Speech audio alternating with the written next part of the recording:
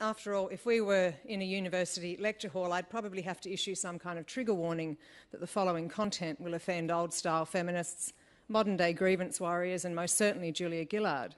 And if I was attending a conference of university students, I'd have to politely ask you not to applause at the end because it triggers anxiety, and if you could just please do this kind of weird jazz hand thing instead. So it's great to be here at Big Ideas. So what on earth is wrong with feminism today? Well, it's too early for karaoke, but feminism should really be summed up by Helen Reddy's iconic song, and you know the lyrics: I am woman, hear me roar, I am strong, I am invincible. Instead, though, the lyrics of modern feminism go something like this: I am woman, hear me whine, I am weak, I am vulnerable. Now, the notion of triage, of prioritising problems, of addressing those most in need has been inverted by modern-day feminism. And if today's feminists ran a hospital emergency department, they would surely be rushing to fix an otherwise healthy middle-aged woman with a common cold over a young girl facing a life-threatening injury.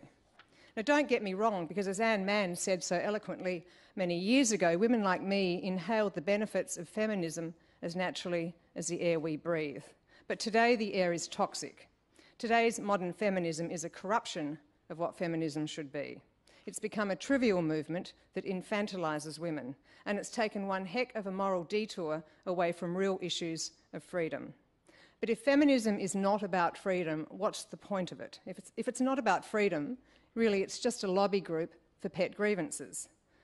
And yet today's feminists feast on a smorgasbord of whinges and whines, of victimhood games and misogyny claims and gender binary discussions and Western world obsessions with the pay gap and quotas and glass ceilings. Brave riders of feminism's third wave include pop stars like Taylor Swift, who said recently, "I didn't see myself as held back until I was a woman."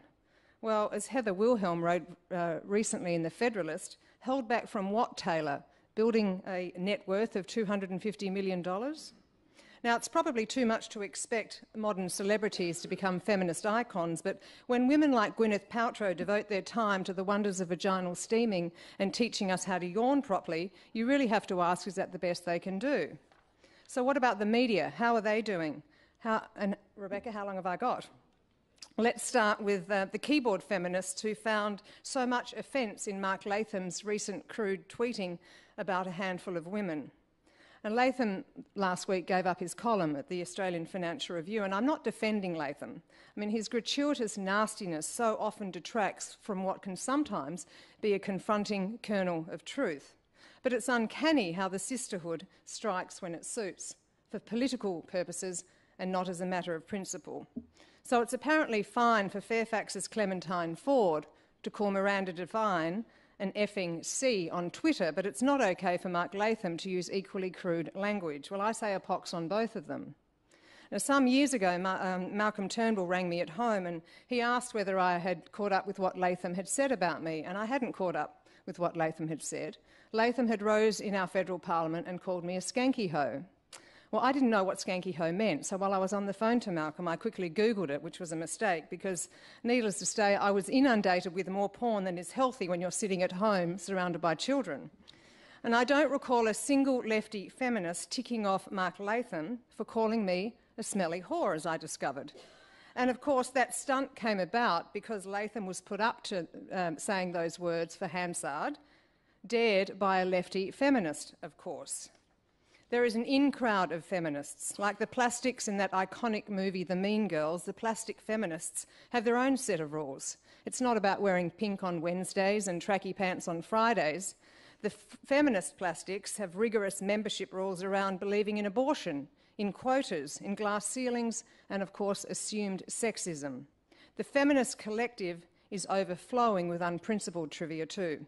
A couple of years ago, an English feminist in a London newspaper wrote this after reading something. She said, "I washed my hands with antibacterial soap, but couldn't cleanse my mind from the rising rage and desolation."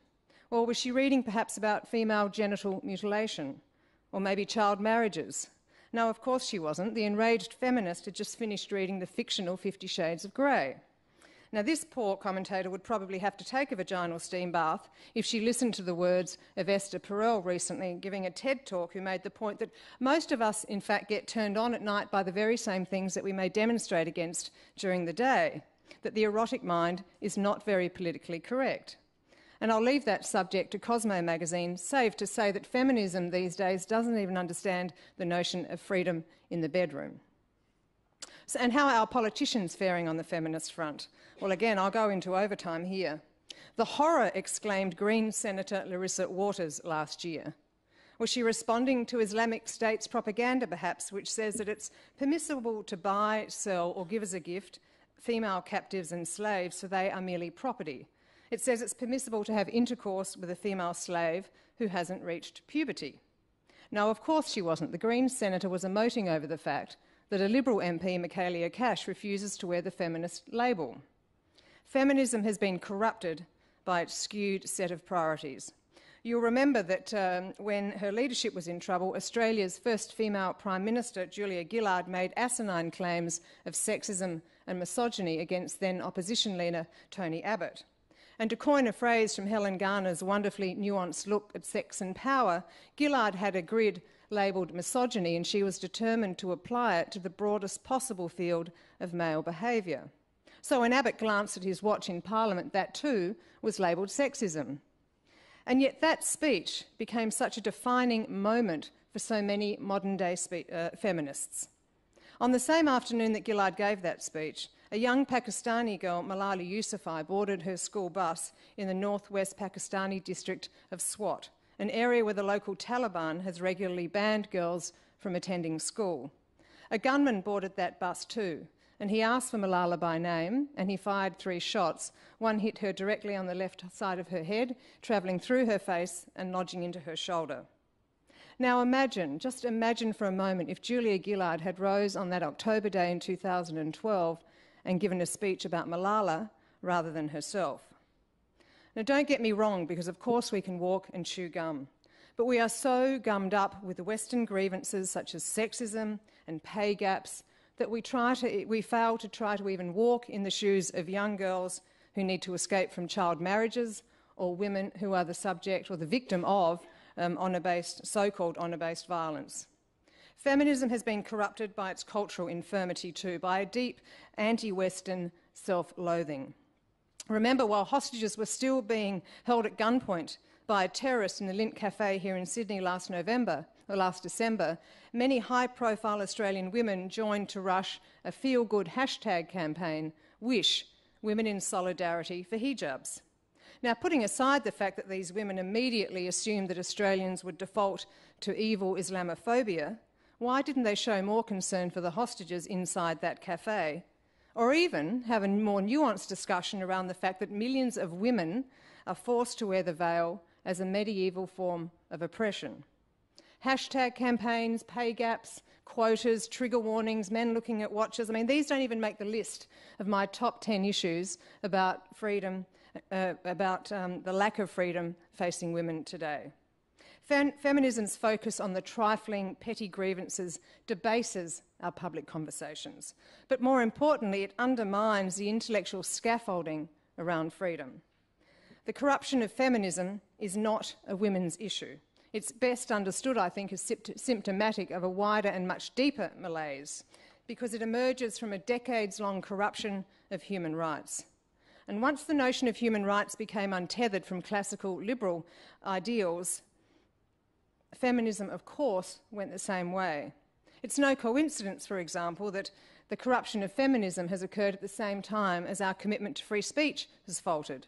The very notion of free speech doesn't seem to cut it anymore. Now we talk about fair speech and words that don't offend or insult people. 40 years ago, the left abandoned libertarian notions of human rights and embraced this new definition of egalitarian rights.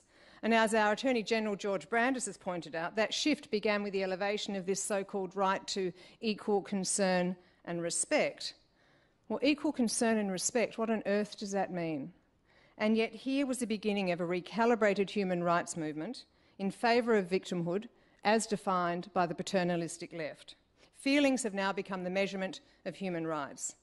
And this new victimhood movement has ditched Enlightenment ideals, as Brendan alluded to, around the very notion of what it means to be a human being. No longer are people seen as autonomous and resilient, as rational human beings. Under this new framework, people are seen as weak, as vulnerable, as quivering masses of nerves in need of protection, so much so that we need trigger warnings and jazz hands and laws against words that offend and insult us.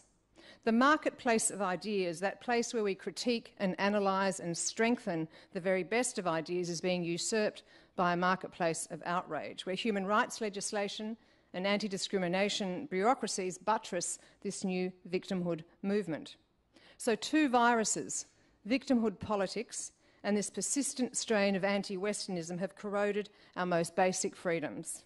And these viruses have weakened our very ability to defend our most basic values. Fundamental human rights, such as the right to freedom of expression, are now being offered to minorities at discounted prices. Hence, free speech is now fair speech.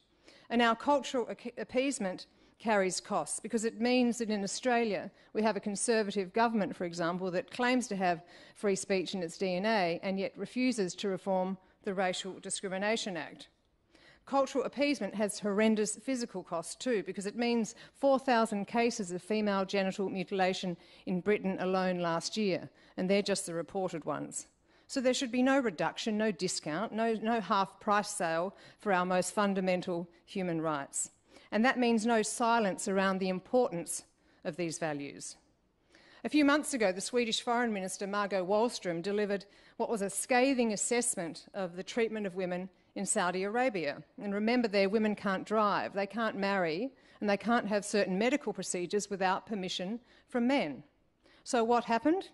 Well, what I call the oppression opera returned to town, that familiar chorus of bleating about Islamophobia that we've seen so often ever since Salman Rushdie wrote a book called Satanic Verses. The Arab world condemned the Swedish Foreign Minister for Islamophobia, and Saudi Arabia withdrew its ambassador to Sweden. I guess at least there wasn't a fatwa this time. But what happened outside the Arab world was even more disappointing and yet so predictable, because Wallström's defence of women's freedom was greeted with silence in the West. As Nick Cohen wrote in The Spectator, outside Sweden, the Western media barely covered this story. The scandal is that there isn't a scandal. The scandal is the strategic silence of modern feminism around freedom for women. How much easier it is to attack a pay gap, or a so-called pay gap, than female genital mutilation or so-called honour killings, which logically might just require you to make judgments about cultures that oppress women. Feminism's warriors, both male and female, have become the natural allies, or useful idiots, if you like, of those opposed to Western freedoms. The real feminists, those fighting for women's freedom, don't sit at the centre of feminism today. So how the hell do we get feminism back on the freedom track? Well, the future of feminism is inextricably linked with the future of human rights. And when the latter rediscovers classical notions of liberty, so too will feminism. And as Abraham Lincoln said so eloquently and so succinctly in 1863, liberty is unfinished work. And again, to quote Lincoln, he implored us to take increased devotion to this cause. And by doing that, let me suggest that feminism might just one day return to the unfinished work of freedom. And when it does, more women and more men will start applauding it, and not with any kind of weird jazz hands. Thank you.